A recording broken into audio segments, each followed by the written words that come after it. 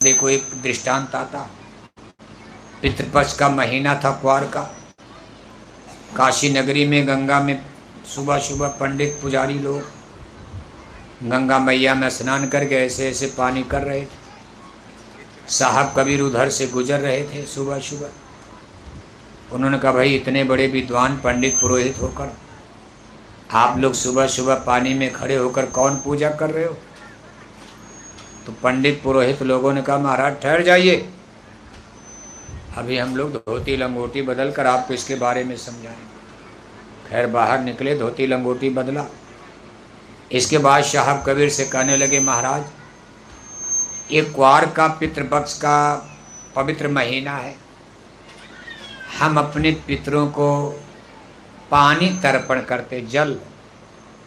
साहब कबीर ने कहा, आपके पितर लोग हैं कहाँ? का पितर लोग मरकर पितर लोग स्वर्ग वैकुंठ चले गए। साहब कबीर कुछ बोले नहीं। थोड़ी देर के बाद अपने कपड़े उतार कर वो भी गंगा में कूद गए, डुबकी लगाई और वो भी खड़े होकर ऐसे ऐसे पानी करने लगे। विद्वानों ने कहा, महाराज अभी तो हमारी पूजा के लिए आप कह रहे थे, अब आप कौन पूजा कर रहे हो? साहब कबीर ने कहा, मैं पूजा नहीं कर रहा हूँ। कहा, तब क्या कर रहे हो?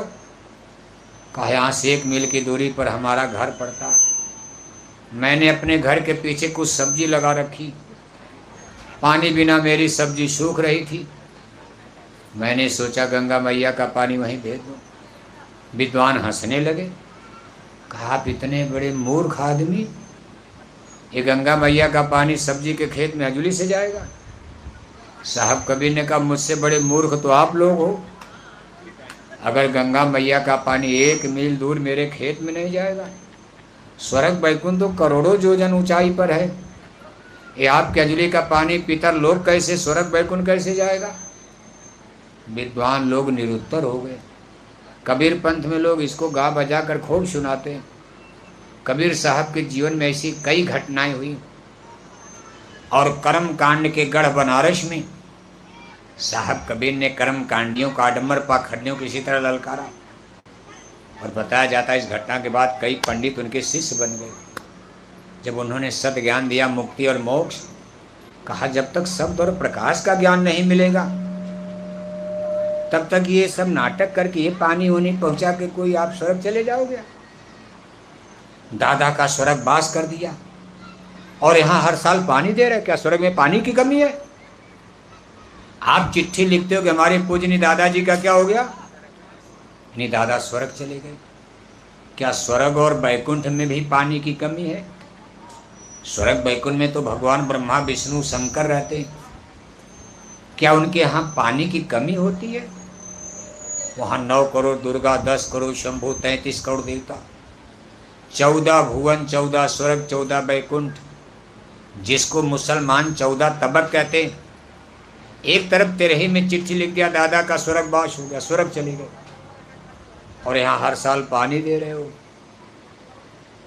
तब तक कहा, महाराज जब पानी नहीं सपड़े, अरे कहा गया में पिंडदान करवा दो, एक ही काम खत्म। यहीं गया से पानी, यहाँ बहुत अच्छी बड़ी बढ़िया पानी की सप्लाई, स्वर्ग वैकुंठ, रोड टोटी खुली रहेगी। अब फाल्गु नदी में पानी नहीं, कहाँ रोज पानी जा रहा। अब तक कितने करोड़ लोग यहाँ आकर के पिंडदान कर गए, उन्होंने घर में जाके पानी देना छोड़ दिया।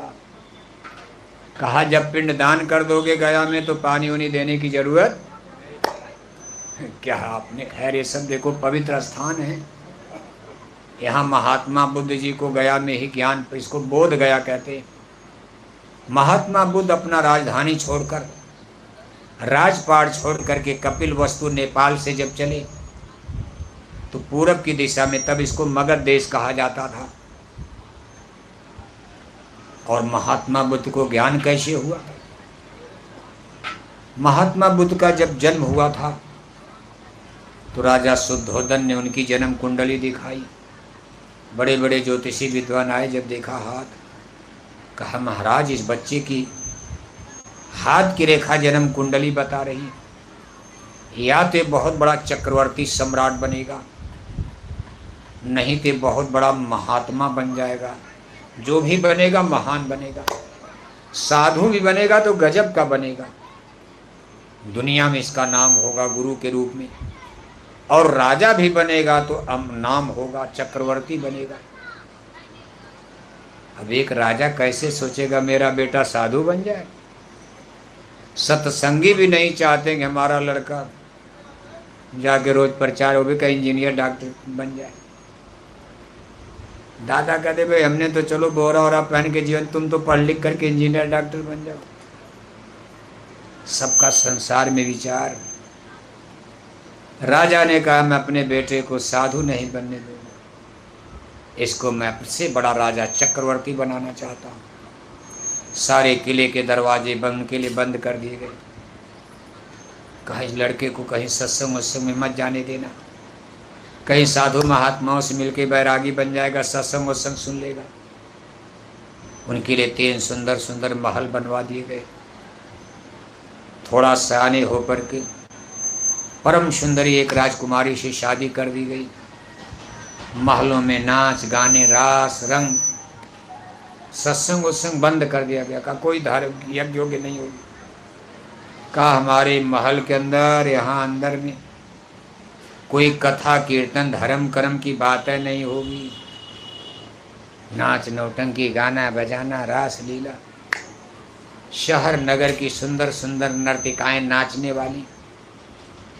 और राजा ये सोच रहे कि बच्चा इसी में भूल जाए, माया में भूल भी गए। शादी हो गई, एक बच्चा पैदा हो गया, नाम था राहु।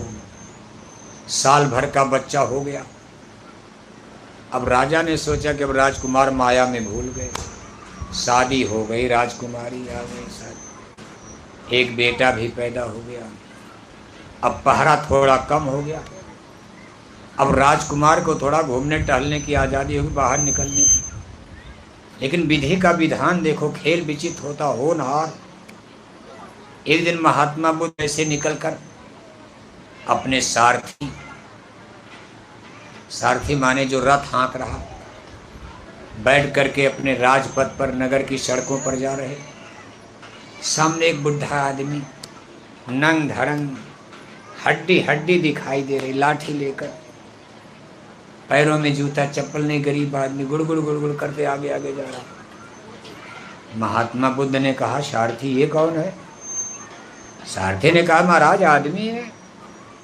अब महात्मा बुद्ध अपनी सोने जैसी शरीर देख रहे, हीरे पन्ने से लदी शरीर, 25-26 साल की भरी जवानी, सूरज की तरह से चमकता चेहरा, सोने का मुकुट, सोने चांदी हीरे पन्ने दम दम। और उस बुढ़े को जब देखा कहा सारथी ये आदमी है कि कोई भूत ऊत है? आदमी ऐसा भी होता है? कहा महाराज आदमी लेकिन बुढ़ा हो गया। आदमी की 4 अवस्थाएं होती, एक शिशु काल, एक बाल्याकाल, एक जवानी, एक बुढ़ापा। महाराज इसका 3 काल समाप्त, अब बुढ़ापे में अंतिम समय में। महात्मा बुद्ध ने कहा मैं भी ऐसा हो जाऊंगा? सारथी ने कहा महाराज ये नेचुरली कॉन्स्टिट्यूशन, कुदरत का प्रकृति का नियम है, आप भी बुढ़ापे में ऐसे ही हो जाओगे। आपका भी शरीर ऐसे जर्जर जर्जर गड़े, तलवार वलवार नहीं उठा पाओगे। महात्मा बुद्ध अब देखो लगा झटका। कहा बुढ़ा हो जाऊंगा, फिर मेरी महारानी का क्या होगा? कहा महाराज वो भी बुढ़ी हो जाएंगी। कहा रथ वापस करो, वापस करो रथ। कैसा संसार सोचूंगा मैं? तो सोचता था बस ऐसे चमाचम जीवन चल, खाओ पियो मौज उड़ाओ, जवानी बनी रहेगी, मेरी महारानी बनी रहेगी, सुंदर सुंदर नाच गाने होते रहे, हम मौज मस्ती लेते रहेंगे। अरे बुढ़ा हो जाना इसी तरह गड़गड़ गड़गड़ लाठी लेकर, मैं भी बुढ़ा, मेरी महारानी बुढ़ी हो जाएगी, फिर जिंदगी का मजा खत्म। सारथी ने कहा महाराज जो भी आप सोचो, लेकिन ये परमेश्वर का भगवान का बना नियम सबके लिए बराबर बराबर। कहा मंत्री अब चलो रथ महल में चलो। आए चारपाई पर गिर पड़े, सोच रहे कि ये कैसा संसार है, क्या विचित्र बात है, राज पाठ सब खत्म। खैर 2-3 दिन के बाद फिर भूल गए उस बात को। जैसे हम आप कोई मरता है तो रोते गाते तिरही उरही मनाने के बाद भूल ही जाते हो फिर अपना गाना बजाना। अब एक ही आदमी को लेकर जीवन भर कोई रोएगा? नौजवान बेटा मर गया तब भी 1 महीना 2 महीना में लोग भूल करके चलो अब फिर गाड़ी आगे बढ़ाओ। 1-2 दिन के बाद फिर भूल का मंत्री, चलो फिर घुमा जाए सारथी, रथ पर बैठ करके फिर जा रहे। संजोग से वही आदमी आज मर गया और उसकी मुर्दा लाश को कफन दफन करके जब उसकी यात्रा निकली उसी समय इनका रथ पहुंच गया। आगे आगे राम नाम सत्य बोलते गांव वाले जा रहे और तब तक इनका रथ वहीं पहुंच गया। महात्मा बुद्ध कहते हैं सारथी ये किसका जलूस है? कहा महाराज उसी बुढ़े का जलूस है। कहे कहाँ जा रहे हैं? इसको सर पर लेकर कहाँ रे? कहा महाराज मर गया। महात्मा बुद्ध कहते हैं मरना क्या होता है? ये क्या मरना है? अरे कहा महाराज आत्मा निकल गई है, मर गया। कहा इसको कहाँ ले जा रहे हैं? कहा उस सामने नदी में अभी ये लकड़ी पर इसको जला दें। अरे शरीर को जला दिया जाएगा? बस झटका लगा अपनी शरीर। कहा मैं? कहा महाराज आप भी जला दिए जाओगे। कहा मेरी महारानी? अरे कहा महाराज उनको भी जला दिया जाएगा। एक दिन ये सूरज की तरह चमकता चेहरा मिट्टी में मिल जाएगा, चाहे राजा हो चाहे रानी हो। महात्मा बुद्ध ने कहा रथ वापस करो और आकर के चारपाई पर गिर दे। उसी दिन सोच लिया मैं इस सत्य का पता लगाऊंगा। ऐसा धोखे का संसार किसने बनाया? कौन है सबको धोखे में डालने वाला? कि लो फिर खत्म कर दिया। राजा बनाया, रानी बनाया और 1 मिनट में आग में जला देते हैं। कौन है ऐसा खतरनाक संसार बनाने वाला? अपने मन में सोच, मैं इसका ज्ञान प्राप्त करूंगा, सच्चाई मैं बनाने वाले से पूछूंगा। खैर वहां जाने के बाद तो प्रश्न ही खत्म हो जाता, लेकिन शुरू में होता भाई अगर भगवान मिल जाते तो पूछा जाता क्यों बेचारे के नौजवान बेटे को मार दिया?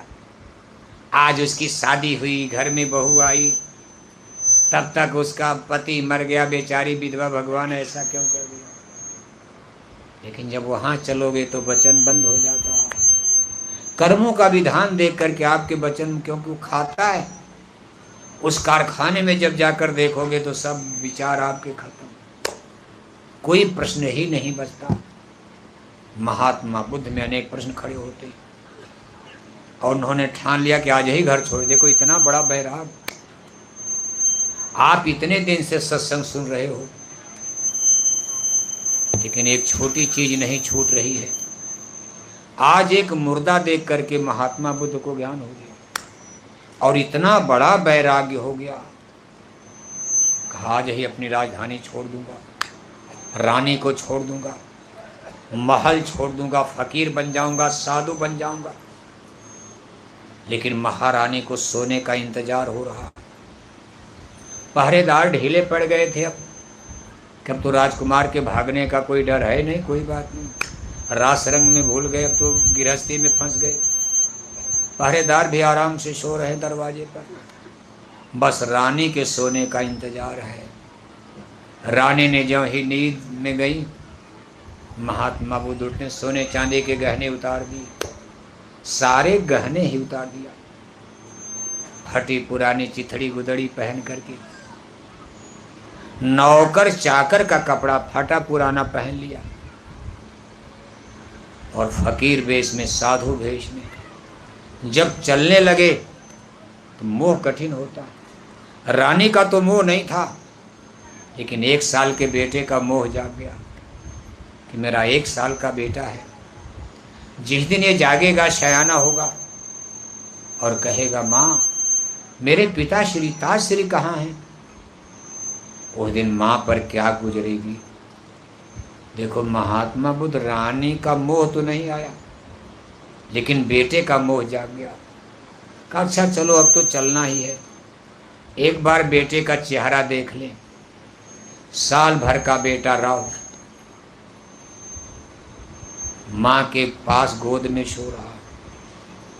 राजकुमार है, बहुत सुंदर बच्चा, राजकुमार, राजा का लड़का। जब गए सामने देखा तो मोह और जाग गया। सोचा बच्चे का एक बार चुंबन कर ले। जब बच्चे को चूमने लगे तो बच्चा जाग गया, जोर जोर से लगा रोने। महात्मा बुद्ध घबरा गए, कहीं रानी न जाग जाए। सब काम बिगड़ गया, मामला चौपट। मुझको इस भेष में देखेंगे, अभी हल्ला मचेगी, सिपाही पकड़ लेंगे, राजा कहेंगे गिरफ्तार करो, जेल में डालो। ये कहाँ भाग रहे थे साधु बनकर? हम तो सोचे हम नहीं जाएंगे। लेकिन संजोग देखो, रानी ने, अरे सो जाओ, इससे आप नींद में माता है, सो थपकी मार देती। रानी नींद में थी, रोते बच्चे को थपकी मारा। थोड़ी देर में बच्चा शांत हुआ। महात्मा बुद्ध चुपचाप खड़े। जब थपकी मार कर रानी तुरंत तेजी से कदम बढ़ाकर महल से निकले, और वहाँ से निकल के देखो कपिल वस्तु, ये भैरहवा, गोरखपुर के आगे कपिल वस्तु नेपाल में पड़ता, वहाँ से पूरब दिशा में चले हैं।